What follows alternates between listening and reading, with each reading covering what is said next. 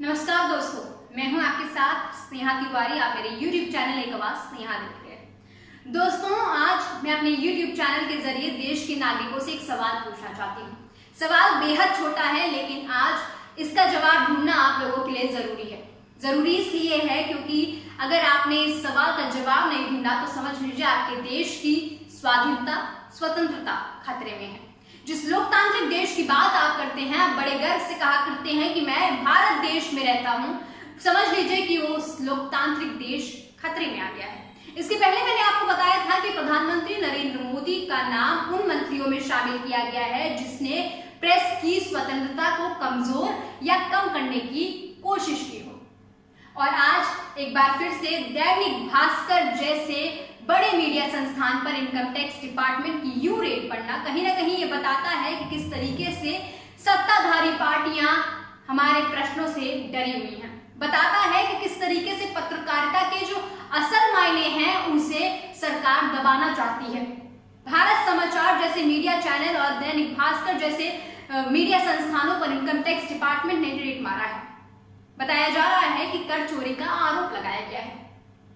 लेकिन मैं income tax department के उन अधिकारियों से ये सवाल पूछना चाहती हूँ कि आप तब कहाँ रह जाते हैं जब हमारे देश के कारोबारी बड़ा पैसा लेकर बैंकों से उधार लेकर और दूसरे देश में भाग जाया करते हैं। मैं आपसे ये सवाल पूछना चाहती हूँ कि हमारे देश के जो कारोबारी हैं वो कई सारा पैसा लेकर रखते हैं और उसके बाद अपने आप को भगोड़ा साबित कर देते हैं ताकि उन्हें कर ना चुकाना पड़े, ताकि उन्हें वो भुगतान ना करना पड़े। तब आप कहाँ रह जाया करते हैं?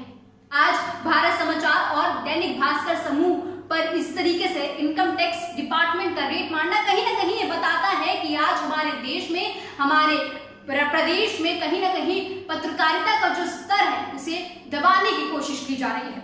बताता है कि किस तरीके से हमारे प्रदेश में, हमारे देश में लोगों को पत्रकारिता के बदले चाटुकारिता चाहिए। जिसने पत्रकारिता की है उसके संस्थानों पर इनकम टैक्स डिपार्टमेंट की रेड पड़वा देंगे, क्योंकि कोरोना काल में जिस तरीके से मौतों के आंकड़े सरकार ने दिखाए उसका कहीं ना कहीं दैनिक भास्कर ने विरोध किया और असल आंकड़े जनता के सामने लेकर आए। उन्होंने दिखाया कि किस तरीके से देश की जो व्यवस्था है वो लचर हो चुकी है, वो दुराचार हो चुकी है, वो लंगड़ी हो चुकी है। इसी तरीके का काम भारत समाचार ने भी किया था। कोरोना काल में जिस तरीके से सरकार अपनी उपलब्धियां गिना रही थी, बता रही थी कि प्रदेश में ऑक्सीजन की कमी नहीं है, बेड की कमी नहीं है, तमाम चीजों की कमी नहीं है, उस समय भारत समाचार ने ये कदम उठाया था और बताया था कि किस तरीके से प्रदेश में किन किन चीजों की कमी है। बताया था कि किस तरीके से सरकार की मिसमैनेजमेंट की वजह से आज जनता को दुख उठाना पड़ रहा है, अपनों को खोना पड़ रहा है। और वो दर्द आप नहीं समझ सकते, वो दर्द हमारे देश की जनता समझ सकती है। हमारे देश के वो भाई बहन, वो माता पिता समझ सकते हैं जिन्होंने अपनों को खोया है। और यही काम भारत समाचार और दैनिक भास्कर जैसे मीडिया संस्थानों ने किया और इसीलिए सरकार डर गई है शायद। और आज इनकम टैक्स डिपार्टमेंट का यू रेड पड़ रहा है। दैनिक भास्कर के कई ऑफिसों में, कई जगहों पर, नोएडा, अहमदाबाद, जयपुर, तमाम जगहों पर इनकम टैक्स डिपार्टमेंट की इन्वेस्टिगेशन विंग ने छापेमारी की है। आरोप लगाया है कर चोरी का।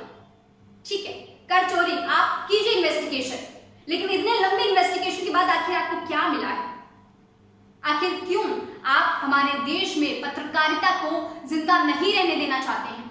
मैं आपसे पूछना चाहती हूं कि आखिर क्यों हमारे देश में पत्रकारिता को सिर्फ और सिर्फ चाटुकारिता बना के रख दिया गया है?